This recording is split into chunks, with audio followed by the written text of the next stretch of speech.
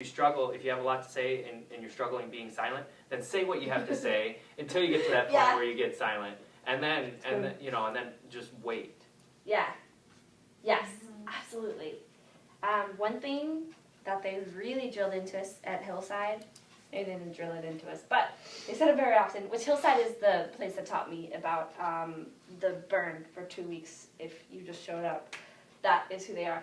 And it's so true that worshiping like this is not an excuse for unpreparedness. Yeah. It's not an excuse to show up that day and have not prayed into it, have not planned anything, have not said, you know, God, like, what are you saying about this time? What are you saying about Grand Rapids or about Holland? Like, what do you hear for this set? What do you hear for the sets before me or after me? A lot of times it can be. Now, I can show up into any room and I can play a bunch of stuff. That's okay. But it's not an excuse to not think about it. So, I know I already said that, but thoughtfulness, yes. And then be like, I know how to scrap this if I have to. You don't have to know how to scrap it at this time. You know, it takes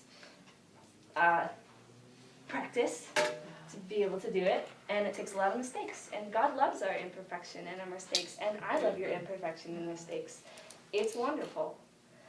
So now, okay, we're gonna leave. Yes. One more question. Oh yeah. So this time as I've been preparing, it's like God's like, I only want you if I'm comfortable, because I'd rather be with a group. Yeah. So I can hide. Yeah. And then he's like, also, I only want you to prepare 4 songs. That's I'm awesome. like, what? So can you speak into that? Because I hear what you're saying about leaving space, so there's going to be like a ton of space. Yeah, totally. But I'm scared out of my Oh my mind. goodness, that's awesome. So of course I do it at home alone with God. Yeah. But doing it in front of someone is like, oh, I'm getting red already. Like, this is scaring me out of my wits. So actually, what we were thinking of doing is maybe splitting up for a little while between those that are leading like intercession mainly, and like you guys just praying into that and talking about intercession together for a little while if you're willing. And then, because we're going to get into more logistics. If you want to hear the logistics, you can tell me. But like we're going to get into like, okay, nitty gritty. Like, how do I do this? Right. Exactly. So this is more the intercession side of the room. What do you guys think of that? That's fine. That's fine. You don't have to. You can stay. You totally can. But I figured we could give you some time to meet together. We don't have anybody that's like really like knows about intercession like so well that we were like, yes, like they can teach on this, like in alignment with the burn. Maybe you do, I don't know. But if you want, you can meet together and talk about it if you would like to. That's fine. Yes? I'll run point for you. That's Yes, thanks. That's fine. Cool. And we'll come back together in a little while, and what we're going to do is we're going to actually practice some of this. We're going to have somebody just playing some chords, and if you guys want to come back in for that practice, that you're so welcome, and it will be wonderful, and you can participate or not with your voice. We'd love for you to. Yeah, I want to welcome you into it, but I also don't want to take up your time with things that you might never use musically. It's totally fair. Okay. So, should we separate, like, in the room, maybe? I think there's probably a classroom next door That we can use? that we can probably, Okay, do you want to show them? where the room Yeah. is. Sure. You've heard this talk like 1,000 times. No. Oh, okay, do you want to, are you going to sit in on the intercession part? I'm in the session. Cool, then I think you can probably show them. Right? Okay. Come back whenever you like. He's got the keys. You let So me the keys guys. are a giveaway. Yeah. Thanks, guys. We love you guys. Thanks for being here. I'll talk to you guys more about it after. Yeah. So you're doing Bethlehem Shop, They are, yeah, they've signed up for just intercession. So Yeah. they want to, like, Okay. learn. If you want to join them, you can. I don't know if you've heard about this. You did once, maybe, but it's more developed now. Yeah. Okay. Let's pass this around. Hello, what's your name? I'm Ellie. Nice to meet you. I'm Morgan. You guys met. One of those and one of those. Yeah. All right. We'll just check it I'm so excited for that meeting that just happened. So, Yeah. what? Yeah, for you guys to meet, I'm so Oh. excited. And I love her. So, oh, I need one of those so I can, thanks. Can I borrow yours? And then So I'm like dead, but I'm trying to be awake. Okay, I think this so, is always you. I know. You like don't sleep. No, not enough. I do. I love sleep. Me too. Okay. so I want to leave as much time. I don't know what you just said. I'm sorry. Yeah, I know. Okay. So I want to leave as much time as possible for the actual practicing. There is never enough time with these things for you to get into the nitty-gritties of practicing. So that's on you to practice, but we'll start. Okay. First, couple things. Oh, I didn't title this page. This page right here is the Nashville number system. How many of you know it? I heard about it. How many of you like actually know it? Okay, this is like I don't know how I would do spontaneous worship without this. It's so important. I mean, you can. I can't imagine my life without it.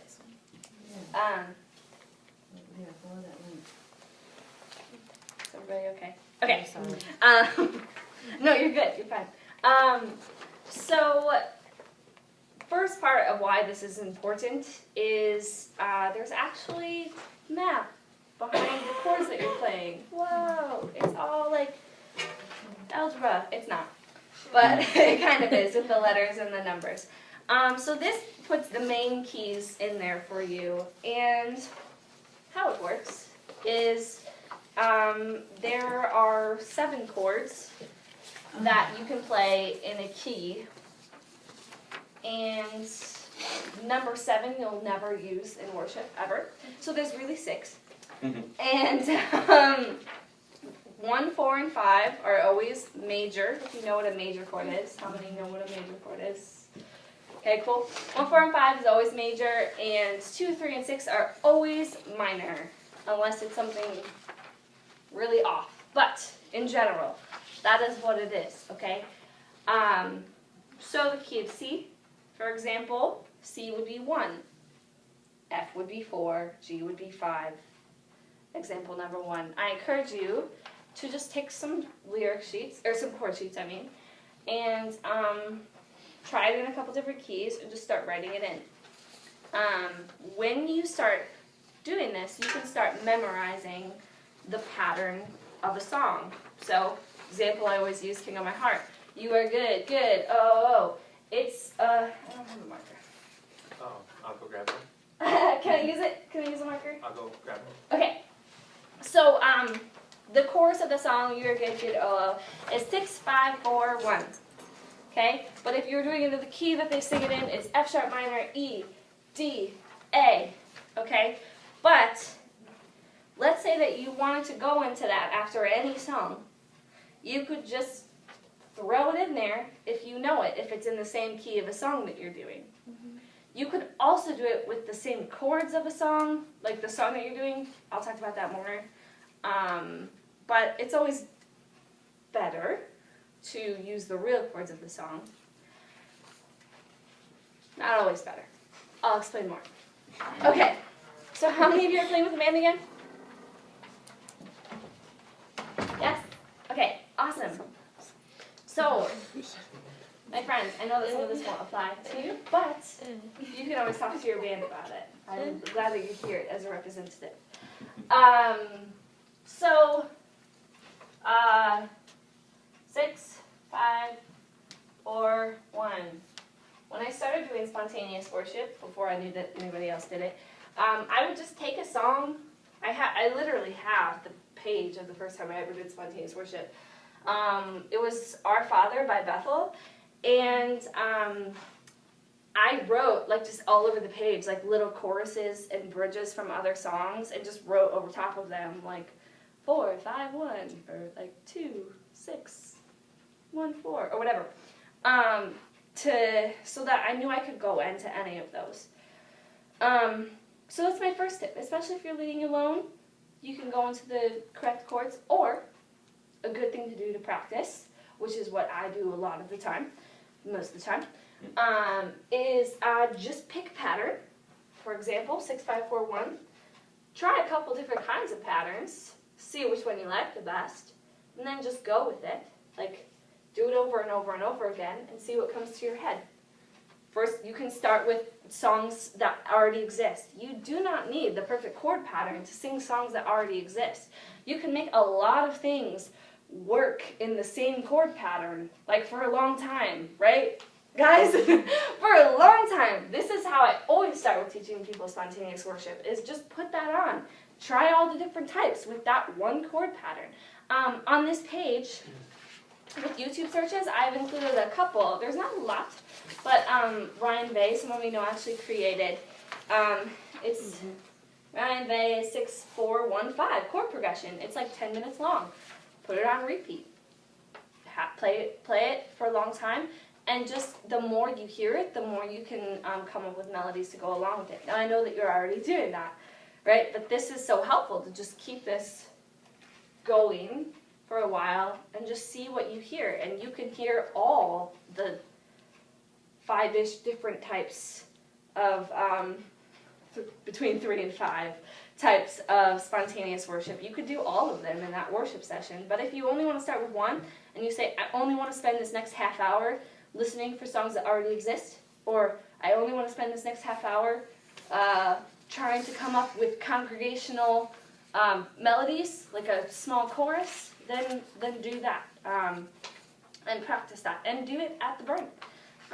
Say to your band, hey, after this song, why don't we stick with the chord pattern of the chorus? So let's say that chord pattern is, I don't know, C, D, G, G again, whatever. Something really simple. C, D, G, G. I don't know, this is something random. Then say to your band, hey, why don't we do that? And we all play instrumentally on that for a while. And just see what happens. At the worst, we'll leave space. Right. Or we'll all get off. And then somebody starts singing and we'll get back on again. Yes. And sometimes it doesn't even have to be 4 chords. It could just be No. like C to G. Yeah. Yes, I was going to get into that. So there Sorry. are some, no, you're good, thank you. So it's the simplest thing. What we did when we were worshiping in the middle of the night at the last burn, we just did 1-4 back and forth for like an hour. When we were at United Pursuit, that's like the easiest thing. You just do 1-4, 1-4. And we did a little bit of a rhythmic thing. It was like a little bit of a more rhythm. But you're not going to get lost, most likely. Your band's not going to get lost. And you can just do that. That's on the guitar lessons thing I said to YouTube. He has a lot about 1-4, 1-4. Otherwise, don't use YouTube. Record something on your keyboard or play your keyboard, or have your friend play your guitar for you, or something like that. Or play the guitar yourself, or anything. But the easiest thing to do is turn on YouTube. There's just not a lot of options. Other option is turn on a pad, and I did not know what the app was called of the pads that you use. Oh, so you could just like YouTube. So what I do is I YouTube whatever key I'm singing in. Yeah, So like if you're solo and this is kind of new to you, it's so good. This pads is really are, helpful. and we actually have the iPad set up to Yeah. where you can pick the key, so it's going to be really nice. But in your prayer room, and this really helped take the pressure off of my strumming and mistiming and just not knowing. It takes the pressure, It really takes the does. pressure off, and so you just pick the key out. You can just go like key of A, worship pads, and just find the one that like you really like the tone, because there's pads have different tones with it too. So some are maybe a little bit deeper, more Yeah. organy or whatever that might be. So find one that you like. I personally will take that link, put it into Musi, which is like a YouTube app that has no commercials, and then I just put that on loop. So Yeah. if it's like 10 minutes, it just goes Yeah, until whenever you're done. and why not just do this when you're doing your devotionals? Like, you don't always have to sit down and be like, I'm going to practice now. But like, just turn it on when you're doing your devotionals in the morning or whatever, and be like, hey, if I am reading about this, maybe I want to think about it. Right. Yeah, so that's the simplest of the simplest ways, and it really is helpful for beginners and for people that have done it for a while. So just always have something in the background. So you can